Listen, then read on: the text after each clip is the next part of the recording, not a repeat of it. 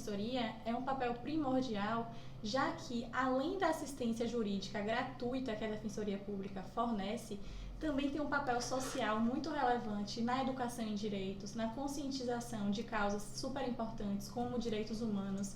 Então, a Defensoria Pública ela vai atuar, por exemplo, em favor de mulheres também em situação de violência doméstica, na conscientização dos homens com relação ao papel da mulher e do homem na sociedade. Então, a Defensoria ela tem projetos e pretende expandir ainda esses projetos para a escola. E hoje a editoria É Cultura, do site euclidesdacunha.com, está recebendo as novas defensoras da cidade de Euclides da Cunha, as defensoras públicas, Rebeca Ramos e Camila Leite. Elas que estão aqui desde janeiro, elas entraram no lugar da doutora Bianca. E agora eu vou iniciar a entrevista perguntando para elas qual o papel da defensoria. Olá, eu sou Rebeca Ramos, sou defensora pública. Como Viviane falou, a gente está aqui em Euclides da Cunha desde janeiro. E o papel da defensoria justamente o papel primordial é a gente atender às demandas da população hipossuficiente, especialmente a população que não tem condições de arcar com honorários de advogado, com as custas do processo, mas também situações específicas de vulnerabilidade de determinadas populações e pessoas específicas, né?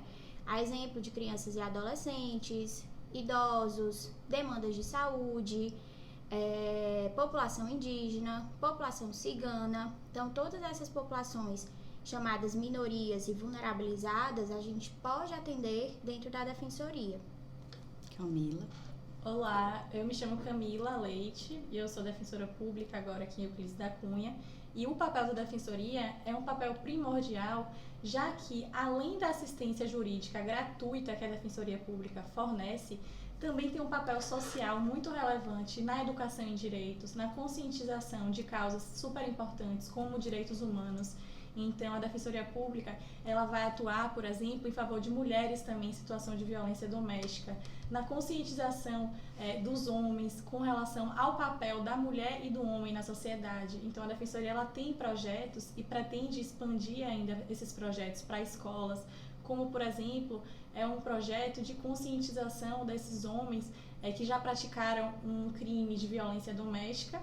E aí a gente faz um encontro com o psicólogo, com assistente social, justamente conscientizando esses homens. E é um projeto que está tendo frutos muito positivos aqui em Euclides da Cunha. E até uma medida, às vezes, alternativa a uma pena de prisão ou a um outro tipo de pena, que vai gerar um impacto muito maior na vida daquela pessoa. Então, a Defensoria também atua com esse tipo de projeto e, além disso, é primordial para que você consiga, por exemplo, realizar um divórcio sem que a pessoa tenha que pagar um advogado. Então, às vezes, tem pessoas que ficam anos sem conseguir se divorciar, justamente por não ter dinheiro para arcar com os honorários advocatícios, e a Defensoria Pública vai atuar de forma muito rápida e, às vezes, conseguindo ali um divórcio em pouco tempo, justamente, possibilitando a essas pessoas que elas tenham acesso à justiça, que elas tenham acesso ao direito que é dela, de uma forma gratuita. Então, esse serviço da Defensoria Pública é um serviço muito importante, muito relevante. Então, para ações de alimentos, para ações de guarda. Então, qualquer situação, e como a Rebeca disse, qualquer situação de povos vulnerabilizados, a Defensoria Pública pode atuar e está de portas abertas para a população de Euclides da Cunha e de Quijingue também. Como funciona a divisão de funções de vocês duas ali dentro, já que ambas são defensoras públicas? Isso, eu fico com a parte do criminal e infância e juventude. Então, todos os processos criminais, inclusive a questão de violência doméstica, a defesa do homem na violência doméstica, mas a gente trabalha conjuntamente com essas demandas extrajudiciais, ou seja, esses projetos fora do âmbito do processo, como o grupo reflexivo de masculinidades, que a doutora Camila falou, e a questão da infância e juventude. Todos os processos de guarda que envolvam uma situação de violação de direitos de crianças e adolescentes, tutela, adoção, medidas de proteção, então a criança que está acolhida num acolhimento institucional, acolhimento familiar, padrinhamento, toda essa demanda da infância e juventude fica comigo. E doutora Camila tem a parte do cível. Isso, eu fico com toda a parte do cível, então a gente tem muita demanda de pensão alimentícia, divórcio. A gente tem também a possibilidade de realizar exame de DNA gratuito na própria defensoria. Então, a pessoa que está ali em dúvida da paternidade, ela pode procurar a defensoria, né? E mesmo que um primeiro resultado seja negativo, a gente pode realizar um segundo exame, porque é muito importante não somente para a mãe descobrir quem é o pai da criança, mas para o filho, já que é um direito dele, né? Então, um direito de herança que ele vai ter futuramente, é um direito de ter o conhecimento mesmo da sua paternidade. Então, é super importante. A defensoria tem projetos, né, nesse sentido, né, que é a paternidade responsável. Então, a gente faz esse exame de DNA na própria defensoria, manda para um laboratório, depois a gente faz a abertura junto, né, com os assistidos, e depois a gente pode fazer um próprio acordo na hora de alimentos, de visitação, tudo na mesma hora, né? Então, a gente tem essa possibilidade, é um projeto que vem dado muito certo também, e são ali direitos que têm que ser garantidos para a população. Então, por isso que é muito importante que a Defensoria Pública ela se expanda e consiga chegar a todas as comarcas da Bahia. E aqui em Euclides da Cunha já teve um período que ficou sem defensoria, e isso foi muito prejudicial, mas a gente está de volta, né, já tem alguns anos, e para permanecer dessa vez. E assim, até para complementar o que a doutora Camila mencionou, essa questão dos acordos, em especial nas demandas de família, esses acordos são muito benéficos para a gente, porque a gente consegue concluir uma demanda que eventualmente poderia ir para um processo judicial, que demoraria anos para ser resolvida, e a gente pode resolver isso diretamente com a defensoria. Então, eventualmente, um divórcio cumulado com guarda e alimentos entre um casal, a gente pode resolver isso em um acordo extrajudicial. A gente tem o apoio também da assistente social, da Defensoria Pública, e esse acordo, ele gera um título. E, eventualmente, ou não, a gente leva isso somente para o juiz homologar. Ou seja, ele assina concordando com o nosso acordo e isso gera um título que pode ser executado por uma das partes posteriormente. Então, isso gera uma celeridade muito grande e uma efetividade, né, para o direito, sim, tanto do casal quanto para a criança, né, também que vai ser beneficiada com o recebimento desses alimentos. E esses projetos, como a doutora Camila também falou, eles são importantes para, a exemplo do projeto do DNA, da paternidade responsável. É bem importante a gente falar que, assim, nacionalmente, não é um problema só de Euclides, não é um problema só da Bahia. No Brasil inteiro, a gente tem um número muito grande de crianças que não têm o nome do pai no registro de nascimento, né?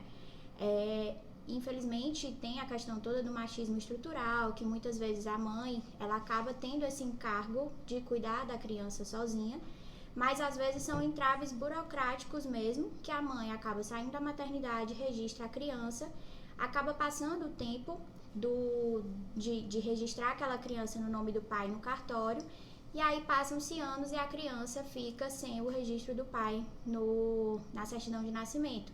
Então, é um problema que é nacional, e com esses projetos da realização de DNA pela Defensoria, a gente consegue minimizar um pouquinho esse problema e poder dar um pouco mais de direito, que é um direito da criança, e também do pai que tenha o seu registro, o seu nome no registro de nascimento da criança, né? Maravilhoso. Todas as informações que vocês passaram aqui, principalmente para a população, porque eu mesma, particularmente, só passei a conhecer de fato o papel da Defensoria Pública quando eu conheci vocês. Não tem muito tempo. Então, para mim, estar ouvindo essas coisas é muito importante. E principalmente poder estar passando essas informações para a população. Porque também, igual a mim, existe uma quantidade de pessoas que não têm acesso, porque não têm informação, não sabem de fato como é o papel da defensoria, que é algo muito importante, gente. A gente nunca imaginou que pudesse ter uma assistência tão gigantesca aqui na cidade em relação a situações tão burocráticas, que é a paternidade, que é o grupo da reflexão masculina, que já existe. O grupo, eu fiquei sabendo dele no ano passado, só que eu não aprofundei, porque eu não tive tanto contato com a doutora Bianca. Mas eu fiquei sabendo do grupo, eu participei uma vez na Câmara de Vereadores e eu achei muito interessante. Quanto ao grupo, Você já tem tido resultados aqui na região, aqui na cidade, sobre o grupo Reflexão Masculina, porque é algo que precisa realmente ser espalhado para que esses homens e para que esses jovens consigam, de fato, mudar a mentalidade relacionada à mulher, relacionada ao papel dele, o papel da mulher hoje na sociedade, porque eu acho que ainda falta muito para se acompanhar.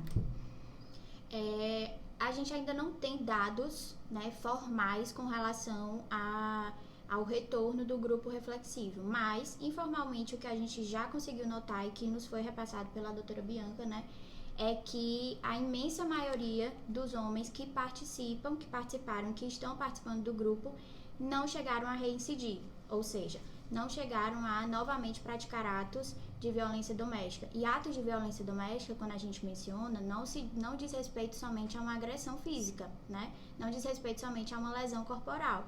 Diz respeito a uma violência psicológica, a uma violência patrimonial, ou seja, retirar o cartão da mulher para que ela não possa usar o dinheiro, impedir que ela venda um imóvel, tudo isso é violência doméstica. Então, a gente informalmente, a gente imagina realmente tentar efetivar esses cálculos para a gente ter esses dados reais, porque é extremamente importante, mas informalmente a gente percebeu que houve uma reincidência muito pequena.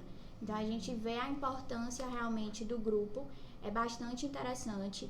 E assim, até para que seja publicizado isso, o grupo, a gente tem uma atuação primordial de homens que já ou foram presos ou estão respondendo a processos judiciais de violência doméstica, mas é um grupo público. Qualquer homem que desejar, ele pode comparecer aos encontros, podem comparecer na defensoria para nos perguntar quais são os dias dos encontros. Não necessariamente você precisa ter um processo judicial. Qualquer pessoa pode comparecer e conversar, porque é uma roda de conversa. Sim. Não é uma conversa unilateral que nós ou o psicólogo fica lá falando e a pessoa apenas ouve. É uma roda de conversa, justamente porque é uma desconstrução de uma mentalidade que a gente precisa ter para gerar essa construção e minimizar os casos de violência doméstica, principalmente aqui em Euclides, né? Sim. E uma coisa até que eu notei ao participar de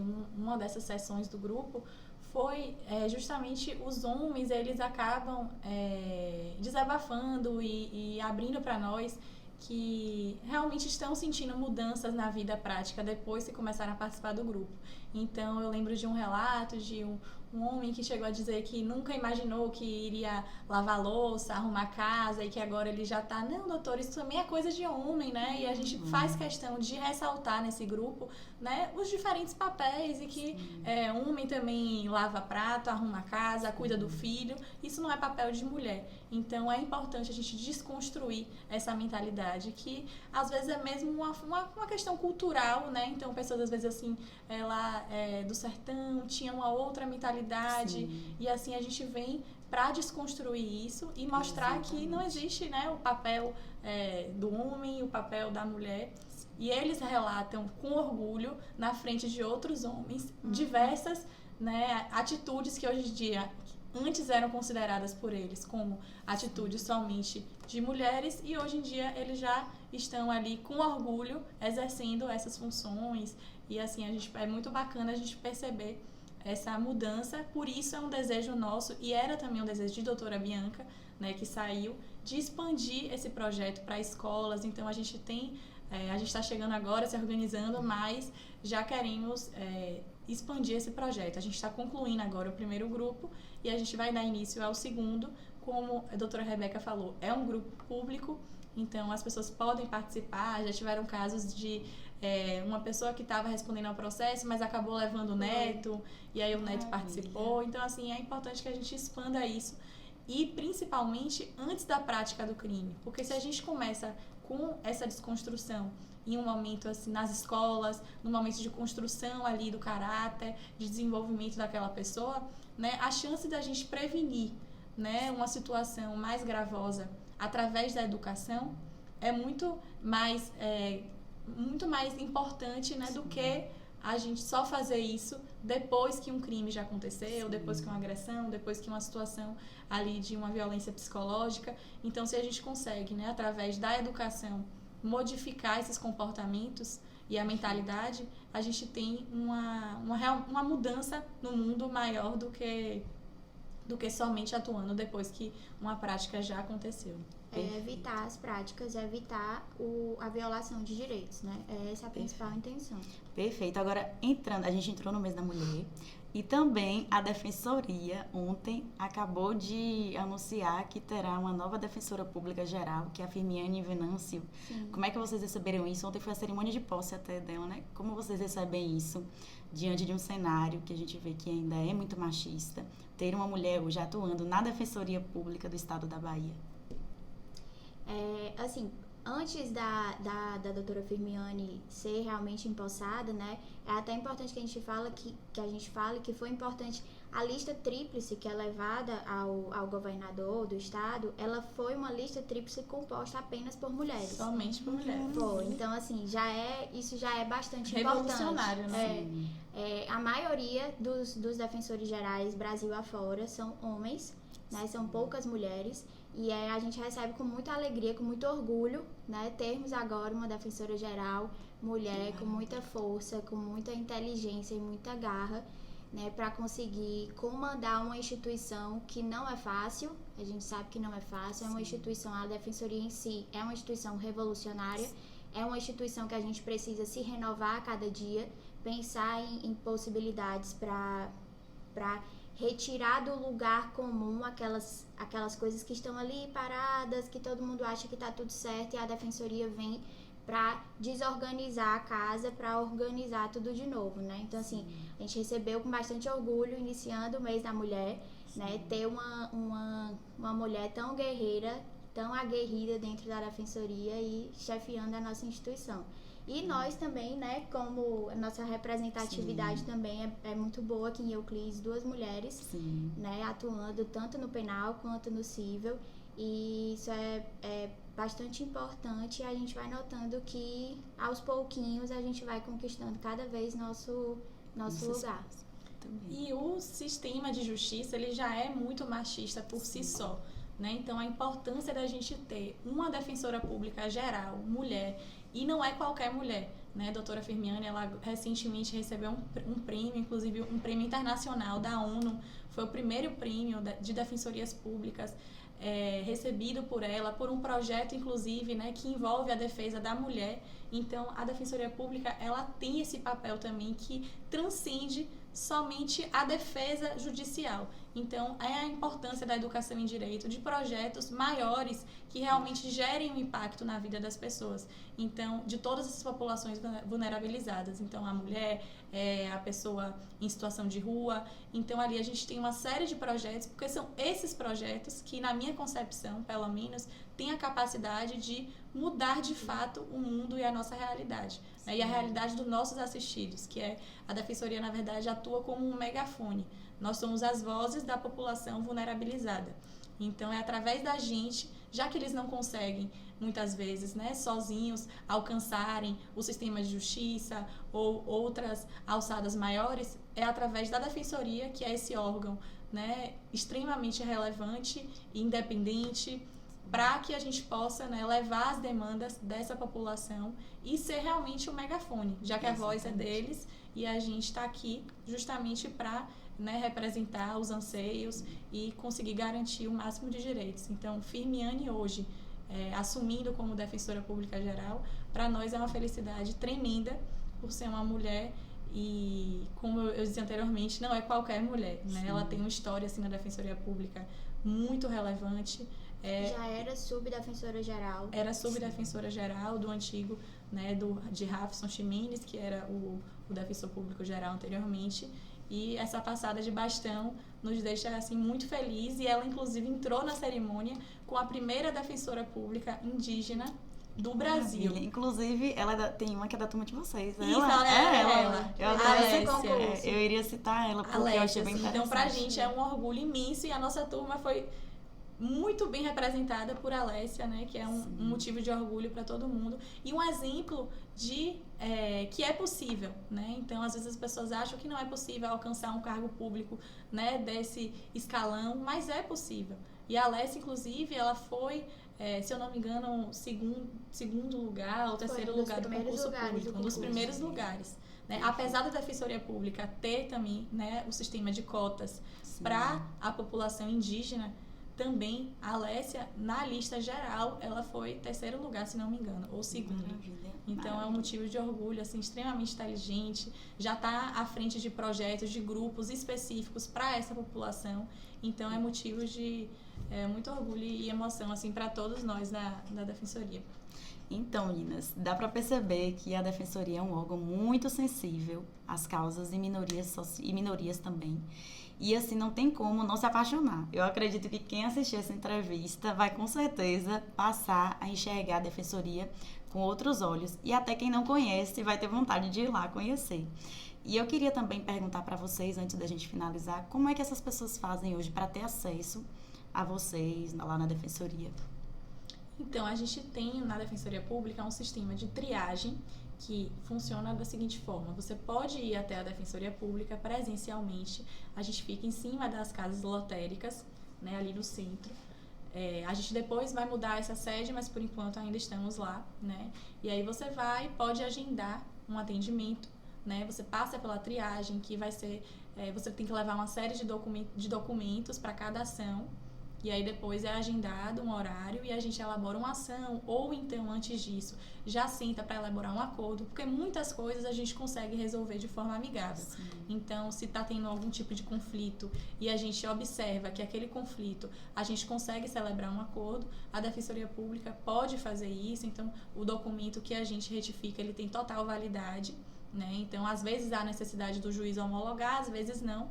E aí a gente já consegue resolver aquela demanda, ou então ingressar com a demanda no judiciário, né, se houver necessidade. E além disso, a gente também tem os telefones de contato da Defensoria Pública, tem o site também da Defensoria Pública, a gente deixa também no link, né, que é possível realizar essa marcação. Sim. Mas, de modo geral, a marcação está ocorrendo de forma presencial mesmo na Defensoria. Pronto. E Viviane, até só para complementar, né, doutora Camila fica bastante com a parte civil, né, de direito de vizinhança, direito de posse, propriedade e o direito de família. E eu fico também na parte de infância e juventude e o criminal, né? Sim. Então, eventualmente, se você foi citado ou intimado em algum processo criminal, você pode comparecer na Defensoria, em especial para tirar alguma dúvida. É muito importante que a gente fale isso, porque às vezes a pessoa desconhece o que foi determinado numa decisão judicial, sim, ou o que ela precisa ou não pode fazer, e acaba gerando uma consequência ruim depois. E também a questão da infância e juventude, que, assim, como a doutora Camila falou, a gente chegou aos poucos, chegou há pouco tempo, né, e estamos ainda nos organizando, mas demandas de educação, demandas de saúde, que também digam respeito, também. Isso, vaga em creche, todas essas demandas a gente pode resolver na Defensoria. Inclusive foi uma demanda que aos poucos eu estou percebendo que é uma demanda grande aqui em Euclides da Cunha com relação a crianças com transtorno do espectro autista. Sim. Que é muito recorrente aqui na cidade. E a gente tem a intenção de fato de tomar essa demanda para eventualmente tomar alguma providência no macro, né? Ou seja, sim, de forma coletiva. Então, se você tiver alguma necessidade de informação ou tiver alguma dificuldade em conseguir efetivar um direito do seu filho ou da sua filha que tem eventualmente transtorno do espectro autista, é até importante que a gente tenha conhecimento para gerar dados, para a gente gerar informações, para eventualmente a gente conseguir tomar uma ação, medida, né? Isso, tomar uma medida necessária posteriormente, né? Ainda que seja de âmbito coletivo.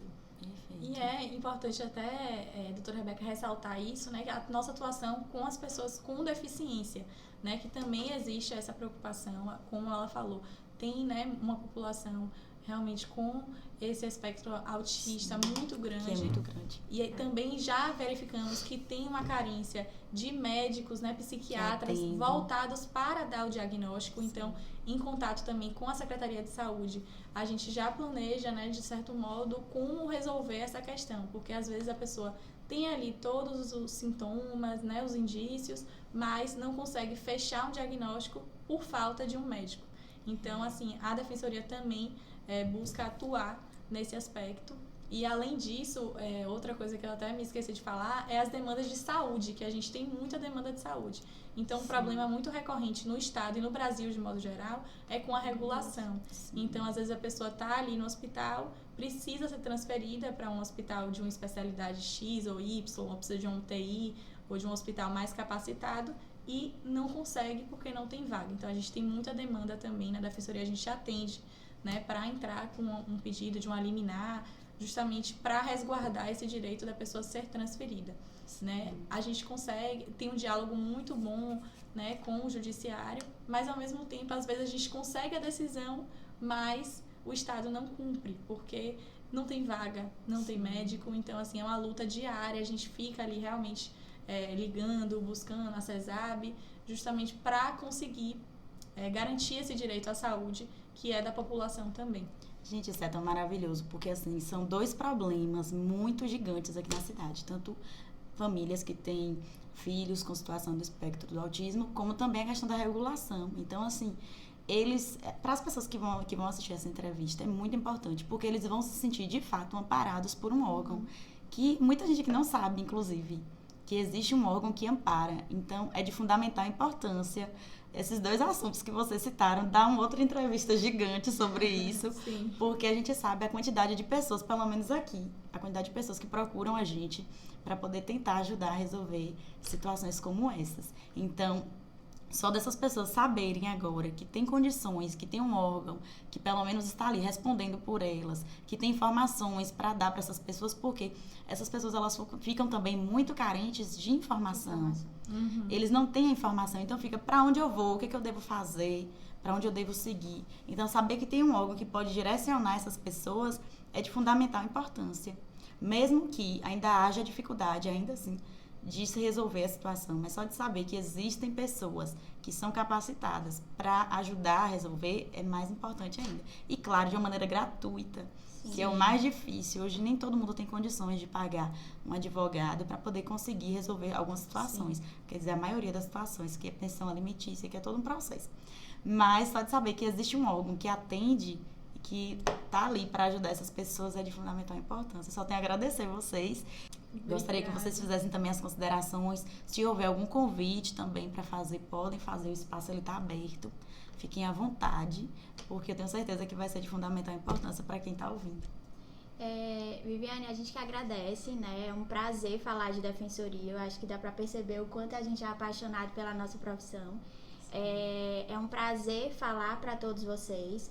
Saibam que vocês têm direitos sim e que podem procurar a defensoria sim, que a gente vai trazer qualquer informação para vocês e tentar auxiliar da melhor forma, em especial, como a gente mencionou no início, né, populações vulnerabilizadas, minorias sociais, e a gente pode ir tratando essas demandas, inclusive de forma coletiva. Então, a gente agradece o espaço de falar sobre defensoria, falar o que é possível de fazer através da defensoria, e dizer que estamos sempre à disposição e podem nos procurar sempre que precisar. É um prazer estar aqui nos apresentando também para a população de Euclides da Cunha e dizer, como a Rebeca falou, a Defensoria Pública está de portas abertas, a Defensoria é da população de Euclides e a gente está aqui para qualquer tipo de demanda, para qualquer tipo de sugestão com relação a um projeto, né? Então, teve alguma ideia de um projeto bacana que a gente pode tentar levar nas escolas ou pode tentar fazer uma roda de conversa.